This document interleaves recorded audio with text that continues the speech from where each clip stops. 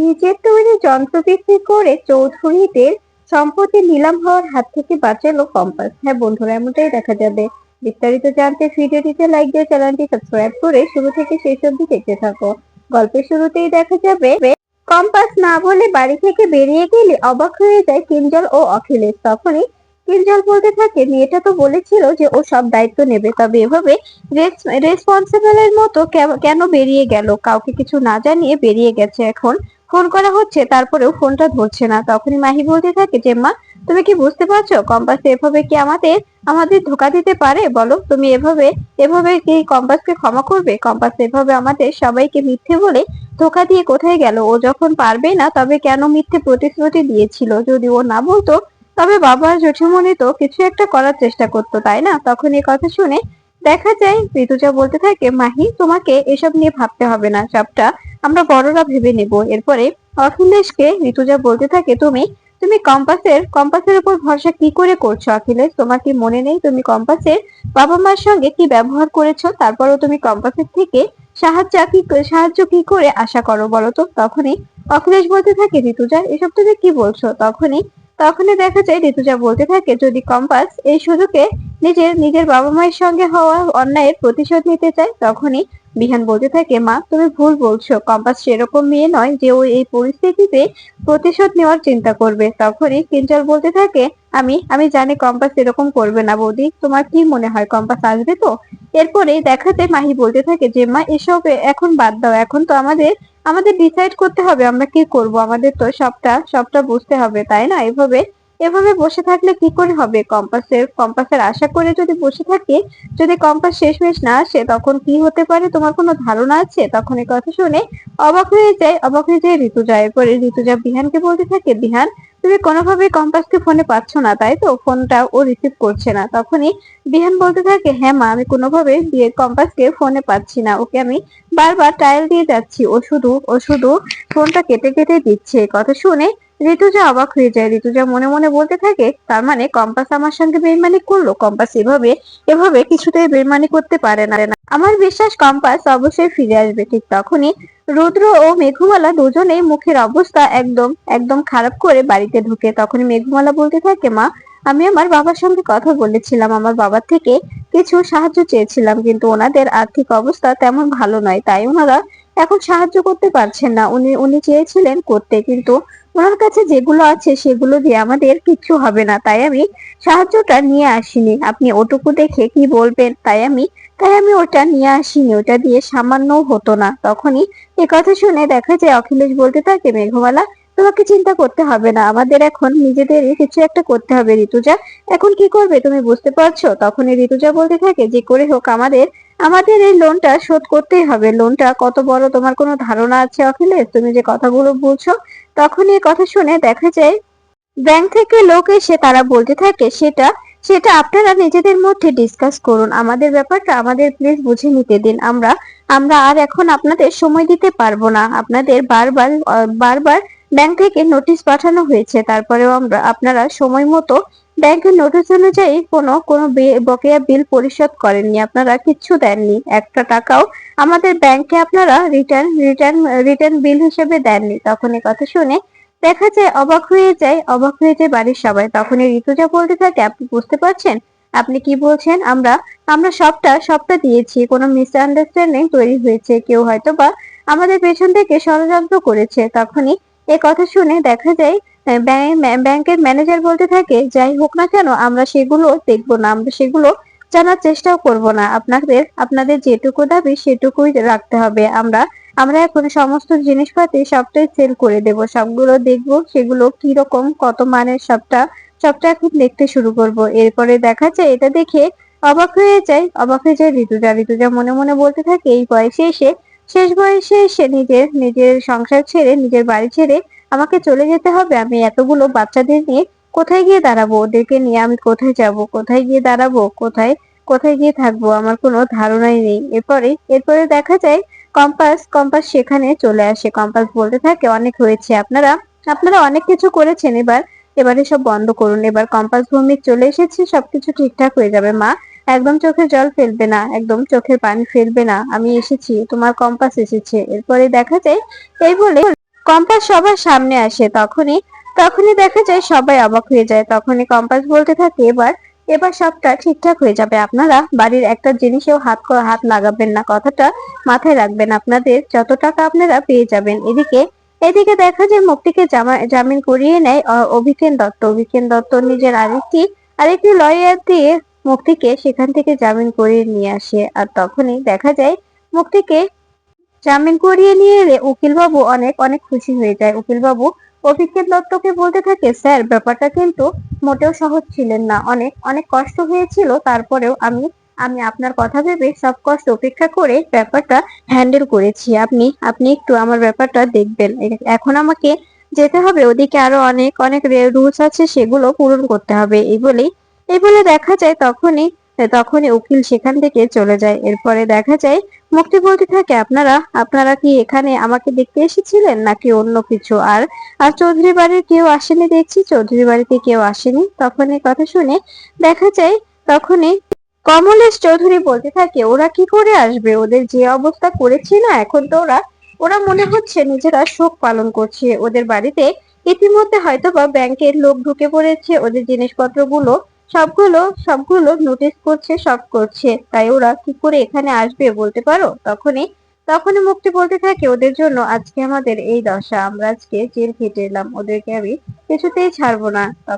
তখনই দেখা যায় এরপরে কম্পাস বাড়িতে এলে তখন ঋতুজাও বিহান বলতে থাকে, কম্পাস তুমি কোথায় গিয়েছিলে? তোমাকে আমরা কত খুঁজেছি, তোমাকে পাচ্ছিলাম না, তুমি এভাবে হুটহাট না জানিয়ে কোথায় যাও বলো তো? সত্যি অনেক অনেক চিন্তা হচ্ছে আমার। তখনই বিহান অনেক রেগে যায়। কম্পাস বলতে থাকে, আপনাকে আমি বলেছিলাম না যে আমি একটা কাজ করব, সেই কাজে আমাকে একটু সকালবেলা বেরোতে হবে, তা মনে নেই আপনার? তখনই কথা শুনে বিহান বলতে থাকে, তুমি তো আমাকে বলতে পারতে, কিংবা কিংবা ফোনটা রিসিভ করতে পারতে। এভাবে এভাবে বারবার বারবার ফোন কেটে দেওয়ার মানেটা কি জানতে পারো? তখন এই কথা শুনে দেখা যায় কম্পাস বলতে থাকে, ঠিক আছে, এবার ভুল হয়ে গেছে, এরপর থেকে সবকিছু ঠিকঠাক হবে। এরপরে দেখা যায় এদিকে কমলেশ চৌধুরী মুক্তিকে বলতে থাকে, ওদের এমন অবস্থা করেছি না, ওরা ওরা পথের ভিখিরি হয়ে যাবে। দুদিন পরে দেখবে ওরা সবাই মিলে একসঙ্গে পথে পথে দরে দরে ঘুরে বেড়াচ্ছে। আমাদের এভাবে ইগনোর করে দেওয়া তো আমাদের বাড়ি থেকে তাড়িয়ে দিয়েছিল। দেখো এবার এবার কাকে কাকে কি করতে হয়, ওদেরকে আমি এমন শিক্ষা দেব না, তুমি বুঝতে পারছো না। এরপরে দেখা যায় মুক্তি বলতে থাকে, আমাকে আমাকে একটু চৌধুরী বাড়িতে ঢুকতেই হবে, যে করে হোক, হয়তো বা এভাবে তা না হয় ছদ্মবেশে, কিন্তু আমাকে চৌধুরী বাড়িতে ঢুকতেই হবে। এদিকে দেখা যায় বিহান কম্পাসকে বলতে থাকে, কম্পাস তুমি যে বলেছিলে তুমি আমাদের আমাদের রক্ষা করবে এই বিপদের দিনে, কিন্তু কোথায়, তুমি কোথায় হারিয়ে গিয়েছিলে কম্পাস? তখনই কম্পাস বলতে থাকে, চিন্তা করবেন না, আমি সে কাজে একটু বেরিয়ে গিয়েছিলাম, এখন এসে পড়েছি। আর এই যে এনারা এনারা আমার সঙ্গে এসেছেন। এরপরে দেখা যায় এই বলে কম্পাস বলতে থাকে, আমি একটা জিনিস তৈরি করেছি, যেটার মাধ্যমে সবকিছু পারফেক্ট ভাবে বোঝা যাবে। আর সেটা যদি ঠিকঠাক ভাবে চালাতে পারি, তবে তবে আমার থেকে অনেক অনেক টাকা দিয়ে ওরা ওরা এটা কিনে নেবে। সেই টাকা দিয়ে অন্তত আমাদের আমাদের লোনটা ক্লিয়ার হবে। তখন এ কথা শুনে খুশি হয়ে যায় ঋতুজা বলতে থাকে, সত্যি তোর বুদ্ধির কোনো জবাব নেই। তখনই এ কথা শুনে দেখা যায় বিহান অনেক খুশি হয়ে যায়। এরপরে মেঘমালা বলতে থাকে, সত্যি রে কম্পাস, তোর কোনো তুলনা হয় না, তুই যা যা জিনিয়াস না, তোকে যে কি করে বলি, আমরা তোকে কি করে বোঝাই, তুই যে কতটা জিনিয়াস, তোকে সত্যি বলে বোঝাতে পারবো না। তখন এই কথা শুনে কম্পাস বলতে থাকে, সত্যি সত্যি আমাকে এখন সবটা এক্সপ্লেন করতে হবে, সবকিছু ঠিকঠাক ভাবে করতে হবে, ওনাদের বুঝিয়ে দিতে হবে। তখনই ঋতুজা বলতে থাকে, এবার এবার সেটা কি কি করবি, সবটা করে দেখা।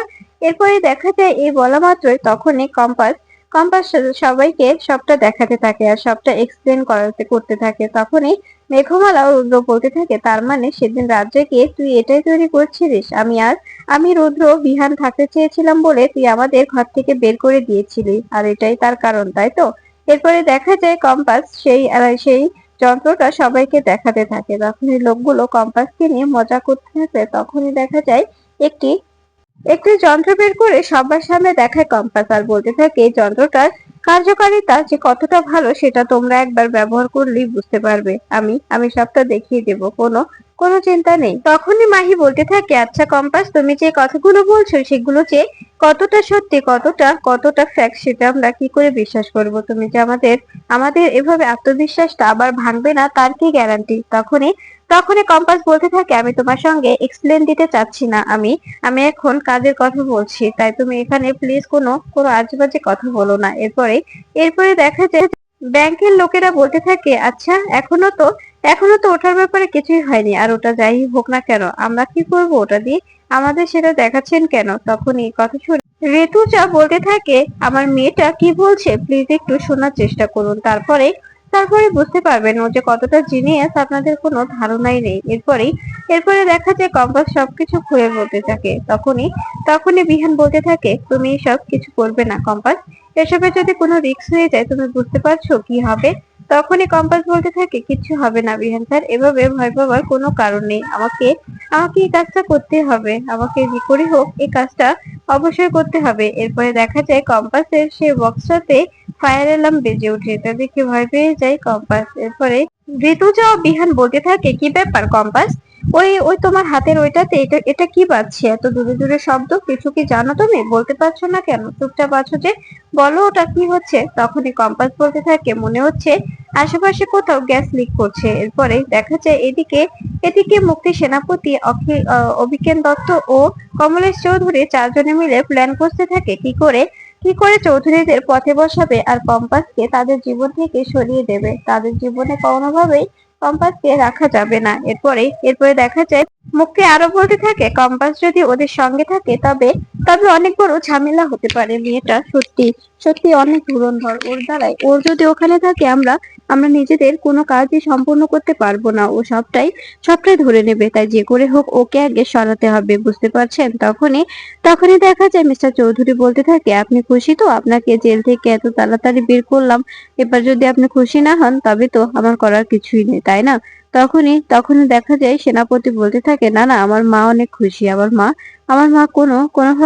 কোনোভাবেই কষ্ট পাবে না, আমি আমার মাকে কষ্ট পেতে দেব না। তখনই অভিজ্ঞান দত্ত সেনাপতিকে বলতে থাকে, এখন আপাতত তোমার মায়ের জন্য একটা ফ্ল্যাট দেখতে হবে, সেখানে মুক্তি থাকবে, কারণ ও বাড়িতে এখন মুক্তি যেতে পারবে না। তখনই এই কথা শুনে দেখা যায় সেনাপতি বলতে থাকে, না না, কোনো কোনো প্রয়োজন নেই, আমি আর মা একই ঘরে একসঙ্গে থেকে যেতে পারবো, আমার যে ভাড়ার বাড়িটা ওখানে গিয়ে মা থাকবে, সমস্যা নেই। তখনই দেখা যায় মুক্তি বলতে থাকে, ঠিক আছে মিস্টার দত্ত, আপনি একদম চিন্তা করবেন না, আমরা একসঙ্গে খুব ভালোই থাকতে পারবো, কোনো ঝামেলা হবে না। এরপরে মুক্তি বলতে থাকি, এবার আমি তোমাকে এমন অবস্থা করব না, তোমাকে আমি কিছুতেই ছাড়বো না। এদিকে দেখা যায় বিহান বলতে থাকে, কম্পাস এসব কি হচ্ছে, আগে চা খাও, তারপরে সবকিছু হবে। এরপরে ঋতুজা বলতে থাকে, সত্যি কম্পাস, সত্যি মনে হচ্ছে কোনো জায়গায় গ্যাস লিক করছে, তার কারণে এরকম এরকম গন্ধ বেরোচ্ছে, তাই আমাদের যে করে হোক সেটা বন্ধ করতে হবে। এরপরে কম্পাস সেখান থেকে যাওয়ার সিদ্ধান্ত নেয়। কম্পাস বলতে থাকে, মা আমাকে এক্ষুনি এক্ষুনি ওই পাশে যে বেকারিটা আছে সেখানে যেতে হবে, আমার মনে হচ্ছে ওখানে কোনো গন্ডগোল হয়েছে, ওখানে কোনোভাবে গ্যাস লিক করেছে, সেখানে গিয়ে আমাকে সবটা উদ্ধার করতে হবে, তা না হলে অনেক বড় বিপদ হয়ে যেতে পারে।